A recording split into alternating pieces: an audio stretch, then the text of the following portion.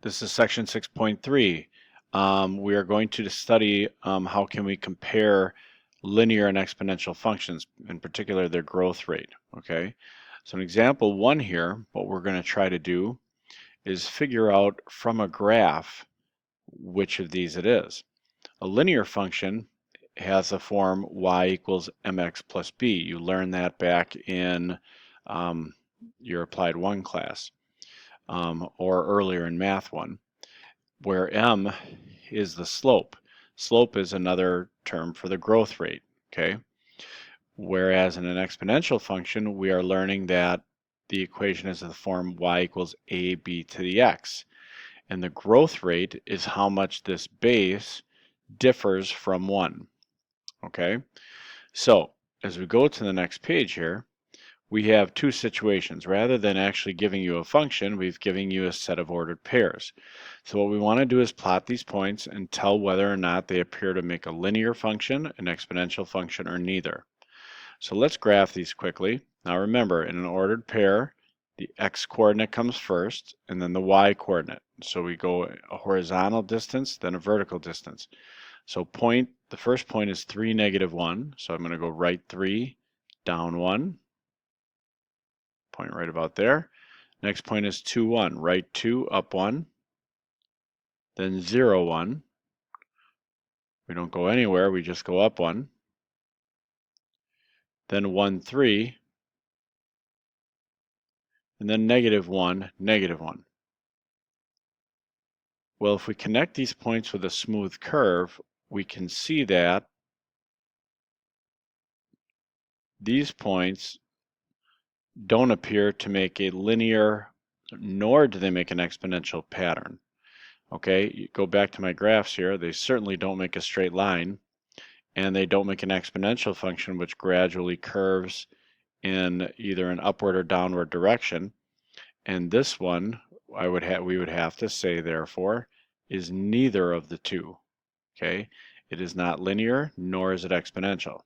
All right, now B, let's graph these points. Let me grab a different color here. We're going to start with 0, 1. So 0, 1, right about there. 2, -2, that's right 2 and down 2. 4, -5, that's right 4 and down 5. So far those 3 points look like they make a straight line. See if that continues. -2, 4, yeah, looks pretty good.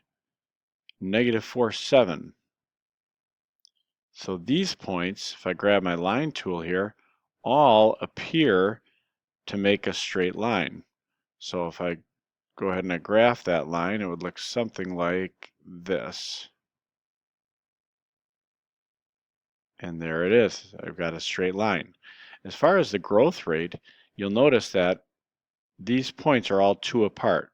This point's at -4, -2, 0, 2, and 4. Every time we go over 2, it's going down by 1, 2, 3.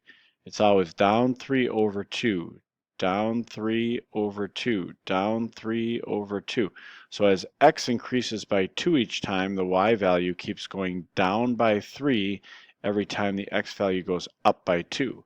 That tells us that what the growth rate is, okay? So this one, definitely a linear function. So now the last one, let me extend my page a little bit, has those 5 points. So let's see what happens on this one. We start with 0, 2, then right 1, up 1, then right 2, up only a half, so that'd be right about there. Left 2, up 8,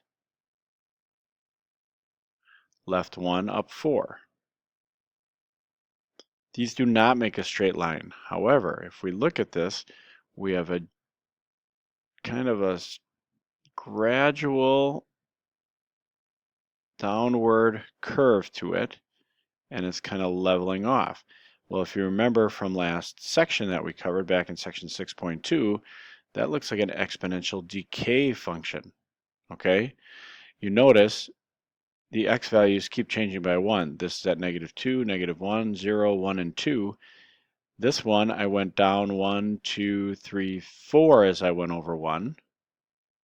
Then this one only went down 2 as I went over 1. This one went down 1. Then I only went down 1/2. So you notice we keep multiplying by 1/2. The y values keep getting multiplied by 1/2 of what they were, okay? From 4 to 2 to 1 to 1/2, okay?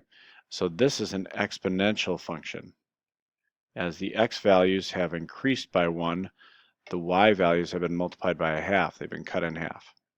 And that's it for this first section. The idea of what's happening to y as x increases is going to be big in the next video.